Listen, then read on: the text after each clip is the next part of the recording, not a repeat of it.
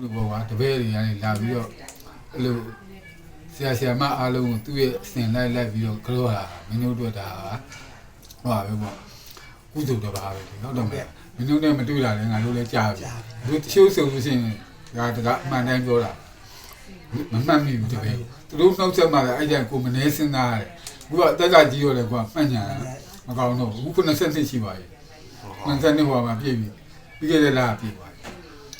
90နှစ်ဟုတ်ကဲ့53နှစ်ရောက်ပြီဟုတ်ကဲ့ဒါကြောင့်ခါကြရင်ကိုကလည်းအားနာတယ်ဘာလို့နှုတ်ဆက်တဲ့ခါမှာကိုစဉ်းစားလို့မရတော့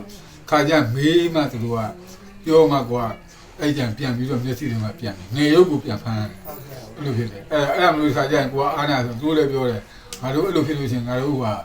စိတ်ထဲမှာမညှို့နေတယ်ငါတို့ကတက်ကလည်းကြီးရောအုံနောက်လည်းမကောင်းတော့ဘူးအဲ့ဒါကြောင့်ဒီဟာလောက်တာငါတို့ကတာဓုလည်းခေါ်တယ်ဒီလိုတွေ့လဲကောင်းတော့ဒါအခုဘွားတယ်မကောင်းတန်တရားအထိပေါ့ဟုတ်တယ်မလားတန်တရားအထိဆရာမိဘကိုဆရာသမားတွေယူဒီကန်းချမ်းနေဆိုတာဒါမင်္ဂလာတစ်ပါးပဲဟုတ်တယ်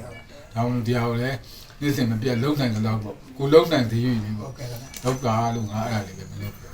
ဟုတ်ကဲ့ပါ